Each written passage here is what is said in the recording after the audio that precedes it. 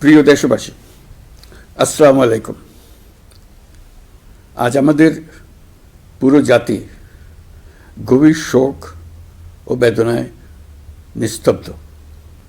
দেশের গণতান্ত্রিক রাজনীতির শীর্ষ নেত্রী, সাবেক প্রধানমন্ত্রী ও বিএনপি চেয়ারপারসন বেগম খালেদা জিয়া আর আমাদের মাঝে নেই। ইন্না লিল্লাহি ওয়া ইন্না ইলাইহি রাজিউন।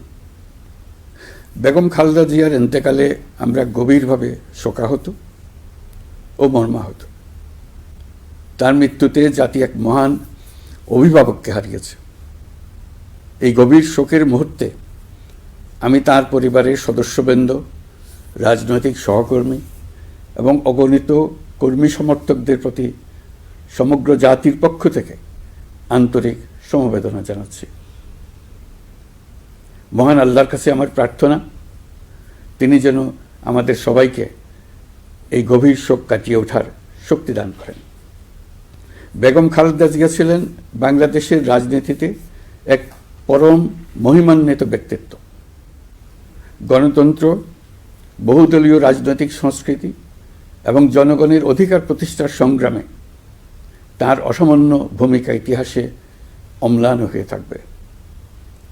স্বৈরাচার ও ফেসিবাদের বিরুদ্ধে তাঁর আপসহীন নেতৃত্ব বারবার জাতিকে গণতন্ত্রহীন পরিস্থিতি থেকে উত্তরণের পথ দেখিয়েছে এবং মুক্তির প্রেরণা জুগিয়েছে।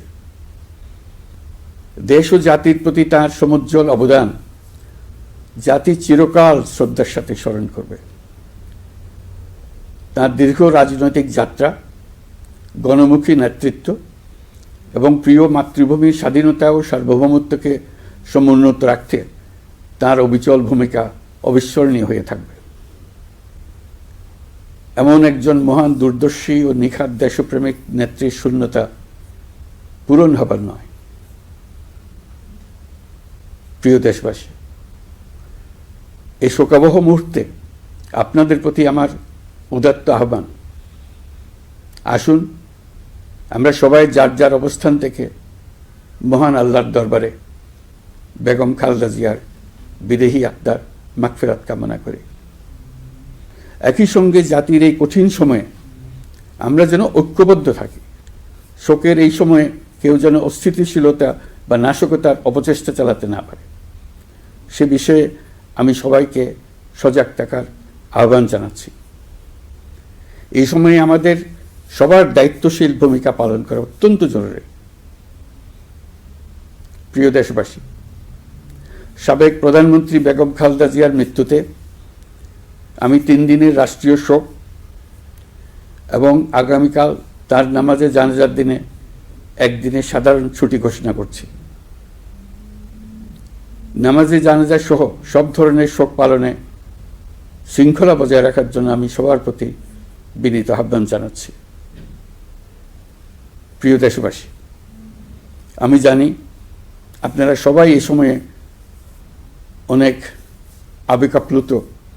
আমি আশা করছি শোকের এই সময়ে আপনারা ধৈর্যের পরিচয় দেবেন এবং তার জানাজা সহ সকল আনুষ্ঠানিকতা পালনে সংশ্লিষ্ট সবাইকে সহযোগিতা করবেন।